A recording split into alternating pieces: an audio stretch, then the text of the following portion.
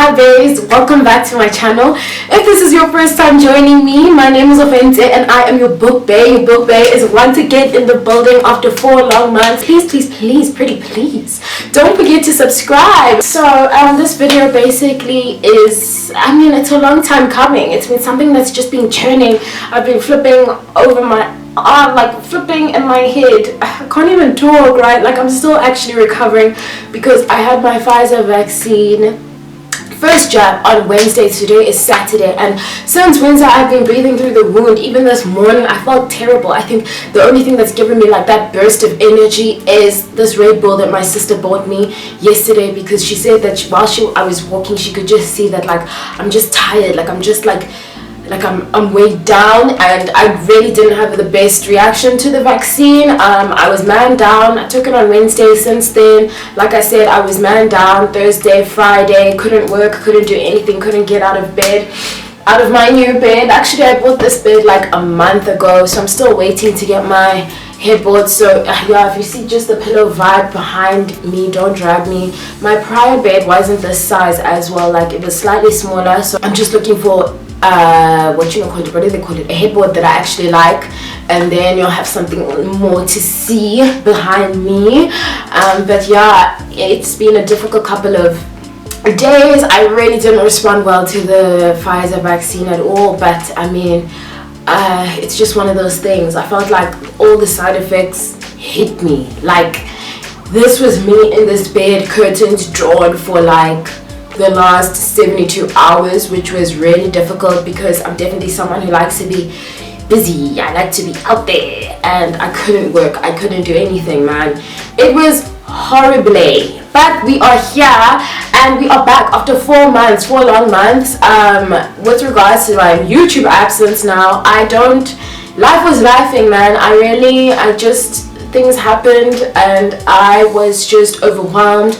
There was a lot shifting. My time was just being dedicated to other things, which is not a great excuse, but it's just the truth, really. Like, I would be working during the week and then also sometimes on weekends, and then I would just be so exhausted that I don't have time to actually do anything else except chill. So I'm back. I'm happily back. I'm happy to be back. I'm hoping that like just the way I'm feeling, because I'm still kind of like low energy, doesn't necessarily translate to this video, but if it does, please forgive me. Makeup helps, earrings help, ring lights help, perfume gives that ambiance, it helps, but I definitely do feel like my eyes are a little low, honey, so forgive me. But this is a really exciting video, something I've been thinking about for long, as I mentioned earlier. I wanted to combine 2 of my favorite things. So basically this is just like an art video that details like the different archetypes that I think the current Real Housewives of Potomac cast fit into. And if that's something that you're interested in, after the longest intro ever, I definitely will do like a live update video. This is just not it. This is just diving right into like the literature things. But if you're interested in that, don't forget to like, comment, and subscribe, and stick around.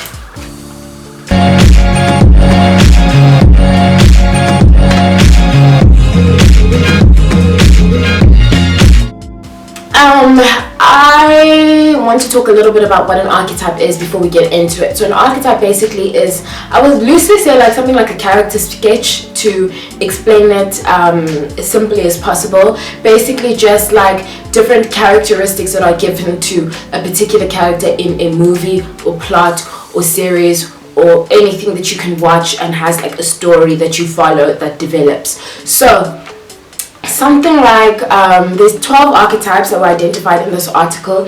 It's called I'm just having a look on my laptop here. It's called Writing 101, and it was written by it's on the masterclass website. It was written, the article is called Writing 101, the 12 literary archetypes, and it was written by the masterclass stuff. So before anybody asks me like, please can we read this article, I will link it down below so you can have a look. In something like Harry Potter, you get like the hero and the explorer, where Harry Potter can be both. He's both the hero of the story and also the explorer, because he's always going to different places, doing different things, finding out different things, saving the day. So that's where he would fit into. And then something like the sage would be Hermione, because she's the one who often has information, or perhaps even Dumbledore could be the sage as well, because he also gives that insight into a lot of things and provides that knowledge and has that like all wise knowing vibe going on. So he's definitely the sage as well. So yeah, that's what I would say, like basically just like the different kinds of characters you get in a story or plot or what have you. So with regards to the Real Housewives of Potomac cast, I have identified from this list that has been given. Now, not to say that these are the only archetypes that exist. There's definitely more archetypes that exist that aren't covered in this particular article or this video, but I just drew from this article and then for the purposes of this video. So if you have any other conflicting ideas, or you think that there are different archetypes that the particular characters fulfill, comment them down below and I'll engage. Before we get into it, I just want to remind you all, if you haven't already, please subscribe. We're on the road to 1K subscribers, honey. We are working, we are back, and we are doing something to get to where we need to be. Excuse me, I just made like literally like sticky notes, so I'm gonna be reading from some of them as we progress in the video, because there's actually a large-ish cast this month, not this time around, sorry, mine's still a little bit fuzzy, but yeah, there's still like a kind of like a large cast. So who I would like to start with is the talk of the season so far, honey, Wendy. For me, now, Wendy fits into the archetype of the outlaw this season. Wendy's the outlaw because I feel like she just doesn't listen. She's not about society's demands. She's doing her own thing. Yes, she's a commentator, political commentator on what happens in the country, the United States, as well as you know, I'm not really quite sure what she commentates on, but like the clips that they show us, it's often like political matters specifically, and just like how different like race intersects with like different things. That's what I've seen. So she's always had this like image of being a doctor, a professor, but now, honey, Wendy's out here. She's wearing whatever she wants. She's wearing revealing clothing. She got that boob job. She got her butt did, and that's my queen, because I think that if you feel like you need to change anything about yourself that would make you feel better, and you have the money, go off. Like you definitely should. You should take advantage of being able to fix things about yourself that you don't necessarily like, and if you can't, then you work towards being able to, or accepting it. But definitely, if you've got the money, change it, honey. Plastic surgery, I'm for it. I am for it, you know. So in terms of the outlaw, according to the article, there's different strengths and weaknesses, so that's what we're also going to uncover and then discuss a little bit more. With regards to strengths, says that the outlaw is independent thinking and they have virtue, which I certainly agree with. Like I covered, Wendy's doing her own thing. She's not letting herself be confined with like what society views a professor should be. As much as it's like super drastic this season, it's kind of like, where did this come from? But she's definitely like carving her own way and making sure that she's doing what she wants to do. She's starting her own business, her candle business, which is cool. I'm all for entrepreneurship and women securing the bag. The candle thing was a little bit random for me, but I feel like if she's passionate about it, she's passionate about it, because there's a lot of things that as people we like that we don't necessarily share with people. So she's passionate about candles. She's gonna have a candle business, period. So weaknesses though of the outlaw are that they are often self-involved and potentially criminal. Now, I'm not sure about like the criminal part. I don't necessarily think that Wendy is criminal. I think that she's super awesome and just doing her own thing, living her life, honey. But what I will say about the self-involved part, I definitely agree with that. primarily because her double standards that she's had, like when it comes to like having her work done versus like Mia. Like she's often talked down to Mia, who's the new girlie on the season. I love her, by the way, but we'll get to her. She's often talked down to Mia about some of the work that she's done, but then in the same breath being like wanting acceptance from the girlies, like, oh, I just had my work done, like I'm empowered, I'm this, that. So like that double standard for me just shows like a lack of self-awareness and also just being self-involved. So yes, she is the outlaw archetype for the season. Okay, moving on to, I think we'll talk about Mia because we've mentioned her. Mia. Okay, Mia's super new to the season. This is like her first season, but like from like our first introduction of her, I really liked her. So I think for now she would fit into the explorer archetype because she's new, she's exploring the girlies, she's getting to know them, she's exploring this new space. Now, with regards to her strengths, she's definitely curious, she's definitely driven, she's motivated by self-improvement because she's a boss babes. She's out here with her business, she's a mom, she's doing the things, she wants the best for her family and she's working towards it. She's got so much going on, she's, you know, that business queen. But then her weaknesses, it says here that she's restless, that the archetype, right, because we're doing it according to what the article says the archetype fits, right? It says that this archetype of the explorer is restless and never satisfied and unreliable. Okay, I'm not sure about the restless part because we're still getting used to her, or the never satisfied part. It's like there with the girlies, but she's not like in the title sequence, she's not like an official housewife. So yeah, Ascala fits that role this season in Real Housewives of Potomac. So we don't know much about her. We know her as Robin's friend who's just come in, like joined the cast.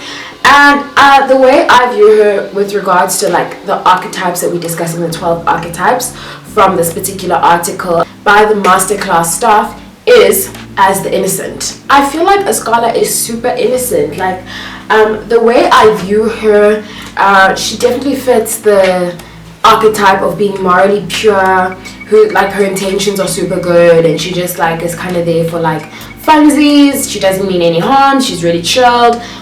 She definitely, her strengths are definitely, from what I've seen, morality, kindness and sincerity. I like how she was discussing how she doesn't necessarily like how Robin behaves when it comes to Giselle, because that's something that I constantly ask myself. Like I'm like, yay, I get loyalty, but like she takes it far.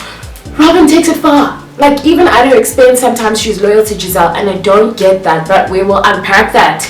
We're still getting there.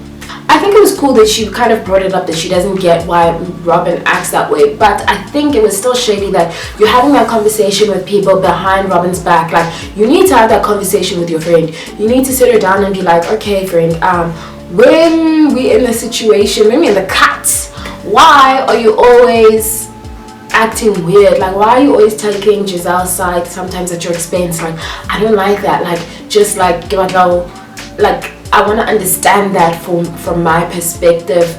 You're my friend, I love you, break it down for me, you know? So yeah, I think it's definitely a conversation she needs to have with Robin. I don't necessarily think it's right for her to be having it like behind Robin's back, but anyways, child. So it says then her weaknesses are that she's vulnerable, she's naive, and she's rarely skilled. I don't know about rarely skilled, we don't know her enough for that. Vulnerable, I don't know about vulnerability. She doesn't necessarily seem vulnerable to me. Maybe vulnerable because she's not aware of how her friend is, and that might also feed into this idea of being naive. She's naive to how deep or how far Robin's loyalty goes to Giselle, which is kind of scary, honey.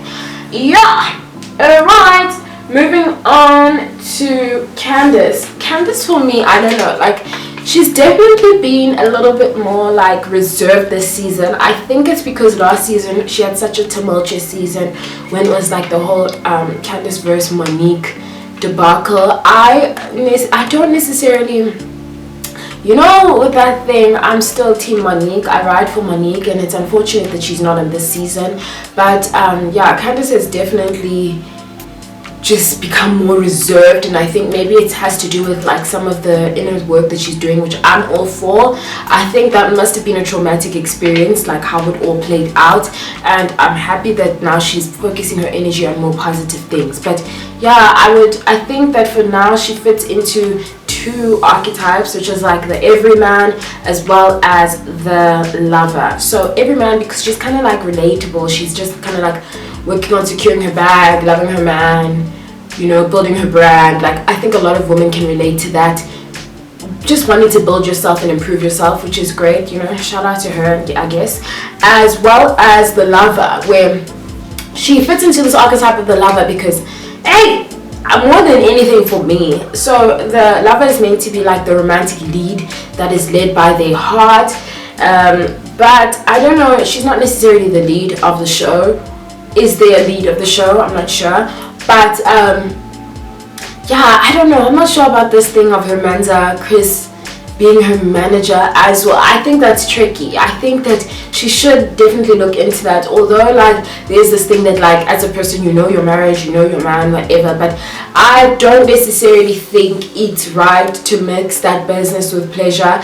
Not necessarily because I don't trust Chris or whatever, I don't know him, she knows him, that's her man, but I feel like you wanna like go and work and like do work stuff and then be able to like separate that from life, like just cut off and then be able to be in your personal life and chill, like just relax and be the girly, you know, the wife, the mom, and not have that like overlap, because I think sometimes that overlap is just a surefire way to get like, I don't know, create unnecessary stress for yourself. Like where's that escape where now you're just like Candace, the mom, the wife, but now your man's is in your ear like practice. I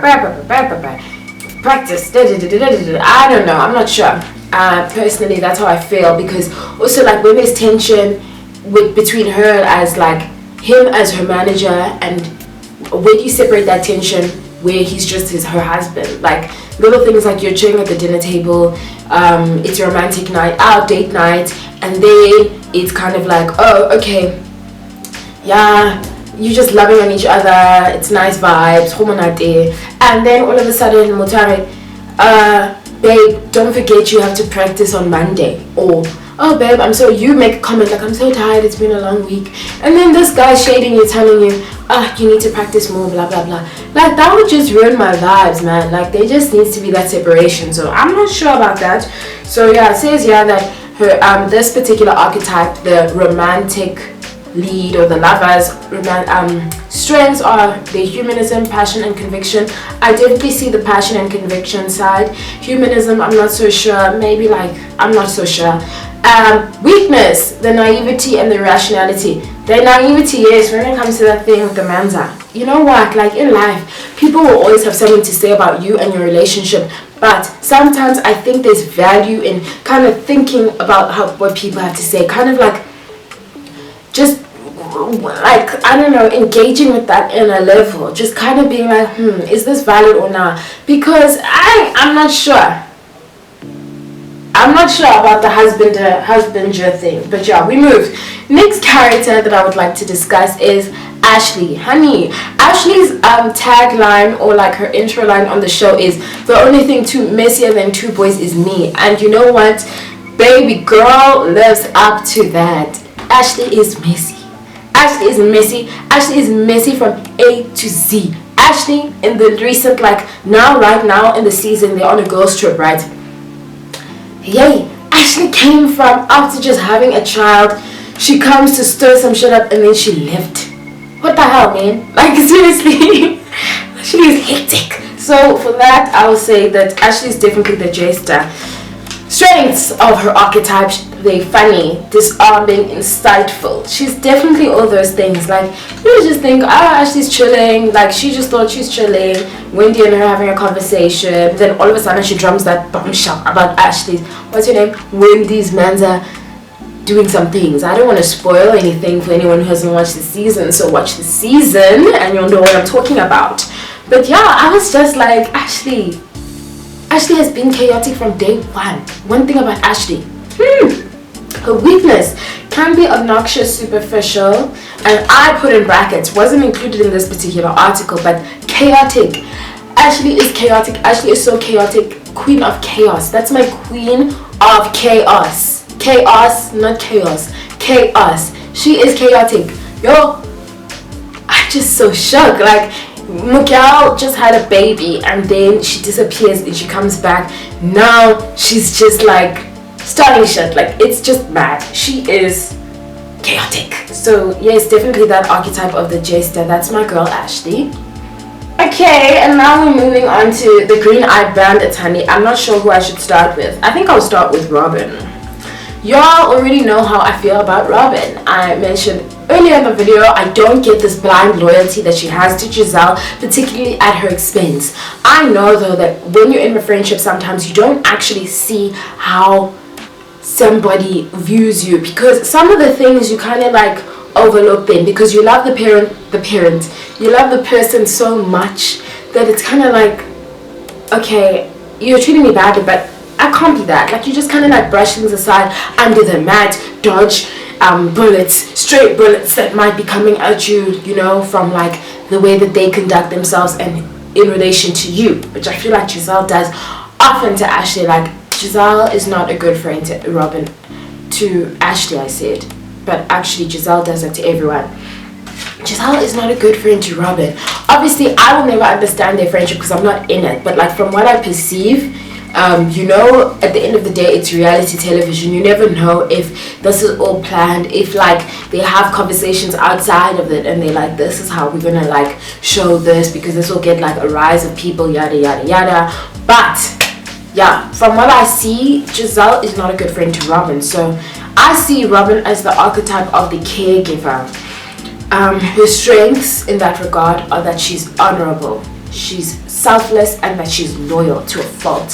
Her weaknesses are that she's lacking in personal ambition and she is lacking in self-leadership. So when it comes to the personal ambition part, I think that she's definitely confided in us that she has been struggling with just like getting up and stuff like that, and to do with the pandemic. But I think even before that, like, she's always kind of been happy to be led by Giselle. Like, from what I perceive, I don't know, you know, things happen in your life that sometimes scare you and force you to like just kind of hold yourself back in a way. Perhaps that's something that's also happened to Robin in her life. She speaks openly about how her and Juan used to be very like, you know, live this lavish lifestyle. Financially they were like up there, and then a funny business deal caused them to kind of like be in a weird space, which could contribute to that thing of just not necessarily wanting to put yourself out there because of that trauma, that like, you know, you took the big swing and it really didn't work out and it detrimented you. So that could relate to all of that. But in the show, my babes needs to actually like be more about herself. She's the caregiver, yes. That also can relate to her being a mom and stuff like that. So it says here that the strengths of the ruler are their omnipotence, their status, as well as just like their resources. So with regards to the show, definitely Giselle has status as being like one of the, I guess, like the founding housewives of the show. She's been there since season 1, and she's grown with the show. She's part of like what makes Potomac, which I think will mean that she'll be around for a very long time, honey. Not so sure how I feel about that, but I know that there's a lot of people that love her. She has a fan base. She's incredibly beautiful. She's stunning. She is stunning, like gorge. But just, I don't sometimes think she's a nice person inside, you know? That's my opinion. Yeah, it is what it is, just from what I've seen from the show. And then it says that the weakness of the ruler archetype are their aloofness, they dislike by others, and they're out of touch. Period. Like, do I need to say any more? I mean, I just definitely think she's aloof when it comes to her own tabas, like her own tea.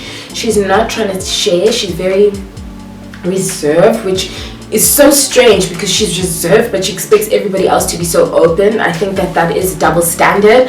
I don't really like her that much. Her character, like I said, gives me mean girl. I don't like her. Like, I do not. I mean, maybe she's a different person IRL, but on the show, she makes my skin crawl. Like, and I guess it's a reality TV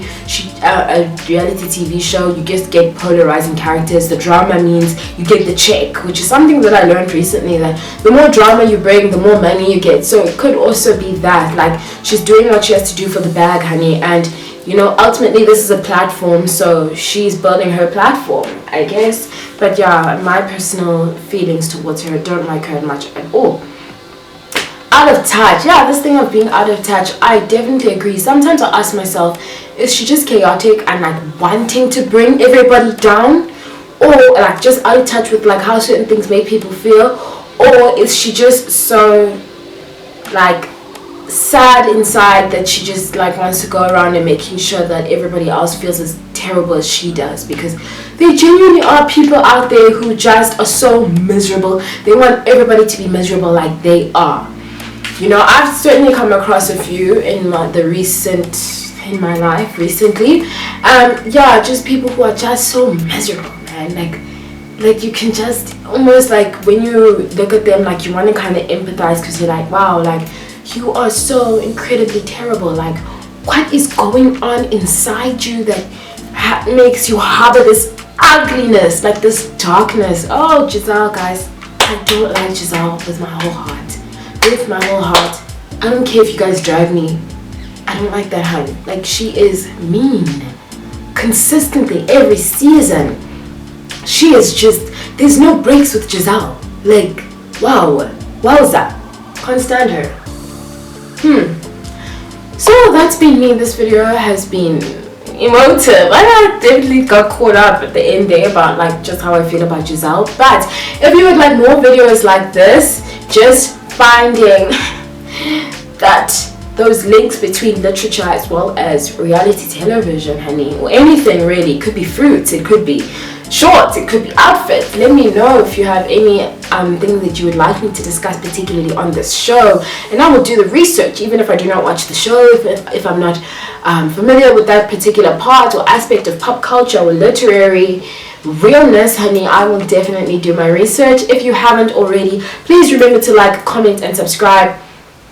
I want to hear your opinions. I know some of you might drag me, but let's go. Bye for now.